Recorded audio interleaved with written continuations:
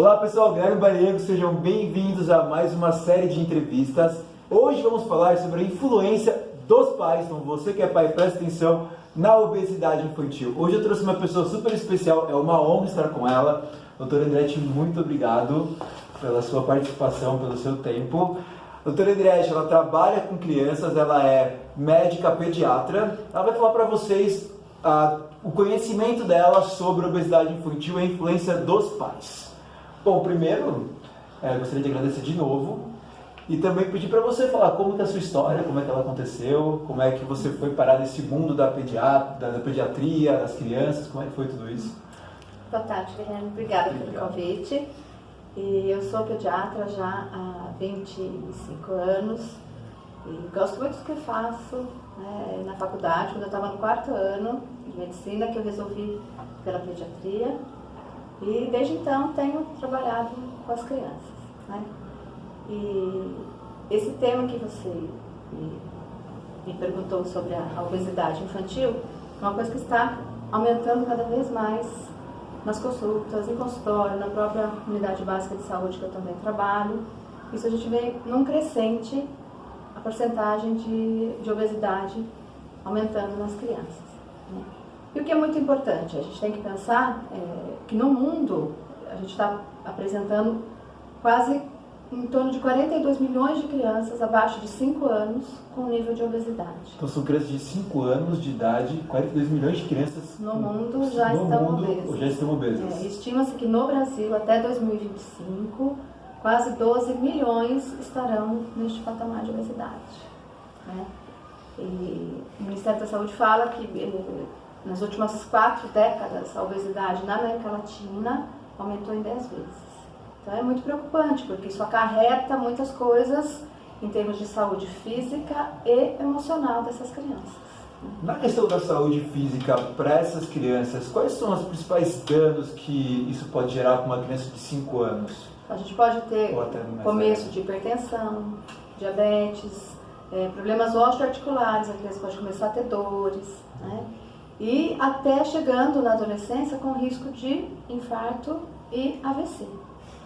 Ou seja, então quer dizer que essa história da diabetes, do infarto, não é só para as pessoas mais velhas, mas as crianças podem ter... Podem desenvolver em decorrência da obesidade, em decorrência da alimentação inadequada, de hábitos de vida ruins, que acabam levando a criança à obesidade. E esses hábitos de ruins, a gente sabe de vida ruins que vem das crianças, a gente tem uma noção que muitas das coisas que as crianças fazem são exemplos do ambiente externo dela. Então, dos pais, principalmente, também da escola, ou de onde elas frequentam. Qual o papel dos pais nesse caso? O que eles têm de papel fundamental aí nessa crescente da obesidade no Brasil e no mundo? Então, os pais têm um papel fundamental, porque os pais são exemplos para as crianças. Então, as crianças tendem a seguir o que os pais fazem. Isso tem que ser totalmente adotado, os pais são exemplos, né? Os pais são exemplos, muito claro isso. Então a gente tem que tomar muito cuidado com o que a gente faz, porque os nossos filhos se espelham na gente. Então, os pais que têm alimentação ruim, os pais não têm o hábito de atividade física, os pais comem porcaria o tempo todo, isso interfere, a criança cresce vendo isso. Então, isso passa a ser o correto. E a alimentação na casa sendo ruim, a criança não tem como ter uma alimentação saudável. E como o pai vai dizer para a criança, não, você tem que comer saudável, se o pai não come. Então a criança vai olhar e vai dizer, mas espera um pouquinho, por que eu tenho que comer salada se você não come? Se fosse bom, você comeria. Sim, ou você tem que praticar algum tipo de esporte, depois de jogar videogame, ou antes do videogame, mas tem que fazer alguma coisa. Fazer alguma atividade física. O que aconteceu? As crianças saíram das ruas e ficaram trancadas dentro de casa. Hoje em dia, cada vez menos a gente vê crianças nas ruas. Sim. Então as crianças ficam em casa com videogame e televisão. Exatamente. E o sedentarismo vai, com o hábito de vida ruim, com a alimentação inadequada. A gente sabe também que a questão do açúcar, também do consumo antecipado do açúcar causa alguns vícios na criança, alguns problemas também. Então, tem que tomar cuidado com relação a isso, né? Que você vai dar primeiro para o seu filho também. Sim, a gente sempre orienta os pais a nunca introduzirem o açúcar na alimentação da criança. Então, quanto mais tarde, vai chegar uma hora que você não consegue não oferecer algum doce para a criança, mas quanto mais tarde você puder introduzir, melhor é para a criança. Existe uma idade ideal? Não existe, mas a criança vai acabar conhecendo uma festinha de aniversário, os fast foods da vida, a propaganda na televisão. Comerciais, a propaganda na televisão, isso é muito importante para a criança, A criança fica com isso marcado. Então, quanto mais tarde você apresentar, melhor para a criança, para a saúde dessa criança. Os alimentos, oferecer in natura. Então, o suco, a fruta, não tem necessidade de você colocar açúcar, colocar leite condensado, nada dessas coisas nos alimentos, né, para a criança. Agora, você disse, além dos danos físicos, você chegou a comentar sobre os danos emocionais que isso podem causar na criança. Não, porque é o problema da autoestima, que a criança fica sendo obesa, né? Ela começa a ter dificuldade de relacionamento com as outras pessoas, o bullying escolar, que acontece, a gente vê muito hoje em dia. Né? Hoje em dia é muito e aí a criança começa a ficar deprimida, a ficar incomodada com aquele peso que ela tem, só que sozinha ela também não consegue sair dessa situação ruim. Por isso que eu te falo, quando a gente vai tratar uma criança obesa ou com sobrepeso, a gente tem que tratar a família. Isso é muito importante, né? Entender que o contexto familiar é que vai dar o suporte para fazer a coisa certa ou continuar fazendo a coisa errada. Quem compra a comida é o adulto. Quem faz a comida é o adulto. Então a gente tem que mexer com o adulto, com as outras pessoas da casa, sejam crianças ou só adultos.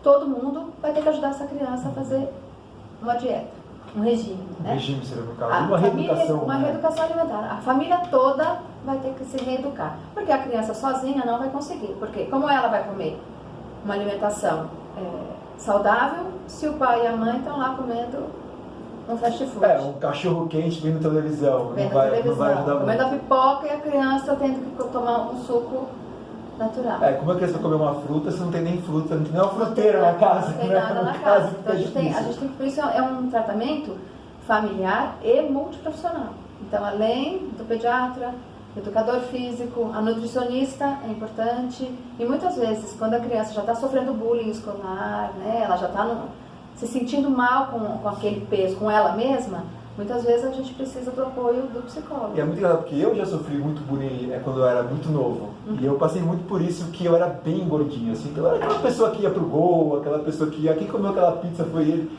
Então é verdade que a obesidade, sim, ela causa esse bullying, causa estresse emocional para a criança. Se não são os pais ali para ajudar, porque no meu caso o suporte familiar foi muito importante nessa hora, para poder conseguir emagrecer. E hoje em dia até falo que a educação física meio que salvou a minha vida. Hoje eu gosto muito de esporte, pratico bastante esporte e, assim, meu pai, no caso, sempre foi um grande exemplo, assim, né? Meu pai sempre comeu muita fruta e muita verdura. Então hoje eu até brinco e falo assim, pô pai, acabei copiando você, né? Mas é isso mesmo. E às vezes a gente pega um modelo ou outro em casa, mas se todo o modelo é errado, acaba prejudicando a criança em si, né? Porque a criança cresceu achando que isso era certo. Ela foi ensinada a ser desse jeito, né? E para a criança, o pai e a mãe estão certos. Sim. Eles são o maior exemplo. Agora tem um negócio, né, que eu não sou pai, então eu não saberia explicar. Você que trabalha com isso consegue dar a melhor dica para eles, que é o essencial. Como você vai negociar com uma criança que já está condicionada a comer aquele doce, ou já está obesa, para começar a introduzir para ela uma alimentação mais saudável, para começar a introduzir para ela talvez um hábito de vida melhor, fora o exemplo dos pais, né? Como é que seria para um pai que vê essa entrevista hoje, uma mãe que quer ajudar o filho, quer dar um bom exemplo para o filho, ou talvez queira ser mãe e queira ser pai, mas não queira passar esse hábito ruim para os filhos, como é que ele faz, no caso aí, para ajudar? Então, o que a gente tem que fazer é apresentar para a criança os alimentos de uma forma lúdica, que aquele alimento vai ser prazeroso. Então, fazer substituições agradáveis para a criança. Não é simplesmente dizer para ela que ela não pode mais comer aquele doce. Né? Então, no começo, talvez, quando a criança está acostumada a comer muito doce todo dia, então você negocia, olha, vamos fazer o seguinte, nós vamos fazer o dia da porcaria. O dia da porcaria é uma boa, a criança gosta disso, né? Então hoje é o dia da brincadeira. Então hoje você vai, então vamos combinar um dia da semana que você vai poder comer um alimento que você, aquela porcaria que você gosta. Você quer tomar um sorvete? Então, escolhe o dia da semana que você vai comer um sorvete. Né? Mas, se durante a semana você caminhou bonitinho. Você fez toda a alimentação adequada durante a semana, então no sábado é o dia do sorvete, no sábado você pode tomar um sorvete. No sábado tem uma festinha de aniversário, você vai na festinha do aniversário. Agora, se você durante a semana, você não colaborou, não tem porque no sábado você ter o prêmio. Então seria uma estrutura de recompensa mesmo, né? Você vai negociando com a criança, né? O que eu peço para as crianças muitas vezes fazerem é assim, faz um caderninho para mim. Então, tudo que a mamãe colocou lá de comida para você, Certo. você vai anotar. O arroz, o feijão, o chuchu, a abobrinha. Você vai anotar o que a mamãe colocou para você comer e você vai marcar do lado. Gostei, não gostei. Gostei, mas você vai experimentar tudo que a mamãe colocar. Uma colherinha. A mãe não vai encher o prato. Então, uma coisa também importante é assim, a mãe não encher o prato das coisas que a criança não está acostumada a comer. Porque a hora que você tem, a criança tem a visão daquilo, ela vai rejeitar ela logo vai no primeiro rejeitar. ato. Então, vamos colocar um pouquinho de cada coisa.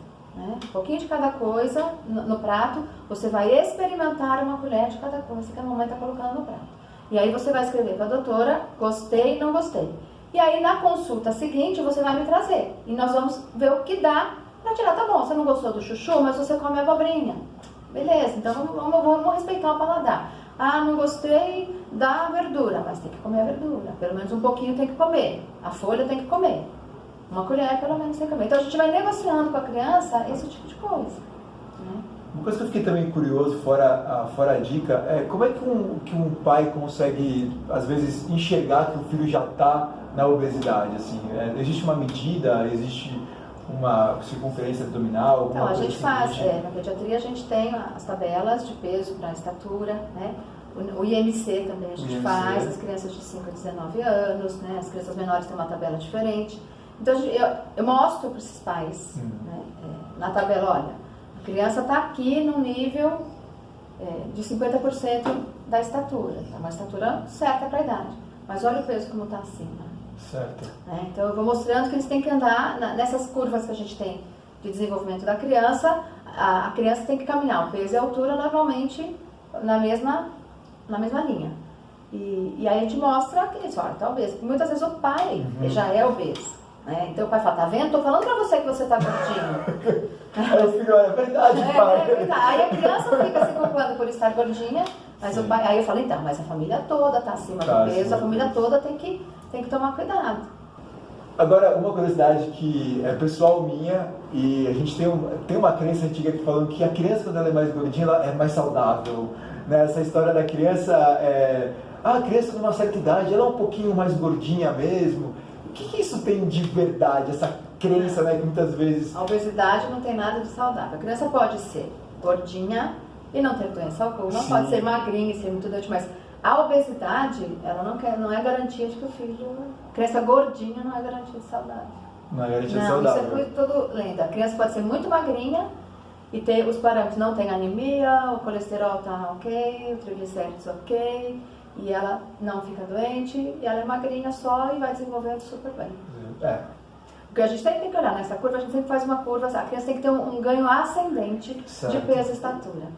Ela tem que ter sempre ascendente, né? Ela não pode sobe, estaciona. Tem que ser, ela pode ser devagar, mas é devagar e sempre. Ascendente e numa curva. Numa curva mesmo. E para os pais que estão assistindo esse vídeo, assim, o que você daria de recado para eles, no caso, do tamanho da responsabilidade que eles têm de exemplo para os filhos e para a saúde, tanto física e mental para os filhos? Porque, na minha concepção, a obesidade infantil, ela afeta a saúde física, mas o impacto emocional que gera na criança, independente de ela ter emagrecido ou não, mais para frente, ainda pode surtir efeitos para a vida adulta. Sim. Né? Então, eu acho que é importante deixar um recado para os pais entenderem isso. Uma criança obesa, ela tem 75% de chances de ser um adolescente obeso e quase 80% de ser um adulto obeso. Então, a gente cuida da saúde da criança para pensar no adulto saudável. Certo. Então, eu previno doenças agora para o adulto ser saudável. Porque se eu desenvolvo hábitos de vida saudáveis agora, então a criança que gosta de atividade física, a criança que come corretamente, ele vai ser um adulto que continua com atividade física, um adulto que continua comendo bem, sem problemas para a sua saúde. Aquilo que se torna um hábito, um comportamento automático. Um hábito mesmo. E assim, a genética familiar conta muito na obesidade. Né? Então as famílias gordinhas tendem a ter os filhos mais gordinhos. Mas os hábitos ainda interferem muito mais do que essa própria genética. A gente fala assim que a genética, até li uma vez num artigo que falava que a genética é a arma, só que os hábitos de vida ruins são gatilho. Então você tem a arma, você vai lá e Então, pior é um hábito de vida inadequado. Então, para vocês pais que já são de uma família gordinha e talvez casem com uma pessoa que esteja aí com com o sobrepeso, começa a pensar muito antes de ter filho. Começa a pensar na sua saúde, o que você quer para o seu filho. Você quer o seu filho um adulto com obesidade, com alguma doença relacionada tanto psicológica quanto física? Então, isso que a gente quer deixar claro para eles aqui nessa entrevista. A responsabilidade que você tem com você e com a sua família. A gente, hoje em dia tem muito na pediatria, que a gente até fala da consulta pediátrica na gravidez. Né? Então, a própria mãe já sendo orientada durante a gestação sobre o aleitamento materno. Quanto mais a criança mama peito, menor é o risco de obesidade, né? Porque ela vai introduzir os alimentos na hora certa, os alimentos corretos. Então, a gente tende a diminuir o índice de obesidade. E importante é de acompanhar, fazer o acompanhamento regular dessas crianças com o pediatra. Ir ao pediatra não é só pesar e medir. Então, a gente faz todas umas orientações em consultório, específico para cada paciente, para cada família, né? E isso para prevenir problemas no futuro. Então, você que está pensando em ter filho ou está grávida, realmente pense a respeito sobre procurar, na verdade, uma clínica médica para você ter noção do quanto você pode causar um benefício para o seu filho ou até para a sua família, cuidando da sua saúde. Doutora, muito obrigado. Eu acredito que o pessoal vai adorar muita entrevista. Eu vou deixar todos os contatos do doutor aqui. Se vocês quiserem tirar qualquer tipo de dúvida, fala com ela, porque dessas coisas realmente eu vim procurar quem sabe. Lembre-se de curtir o canal, lembre-se de comentar, colocar as pessoas que precisam dessa informação, que o objetivo é esse, trazer informação de valor para o pessoal, para poder ajudar o máximo de pessoas possível. Vamos difundir a saúde de uma forma incrível, só que você e eu dependo de você para fazer isso. Doutora, muito obrigado. Obrigada a você. E pessoal, até a próxima.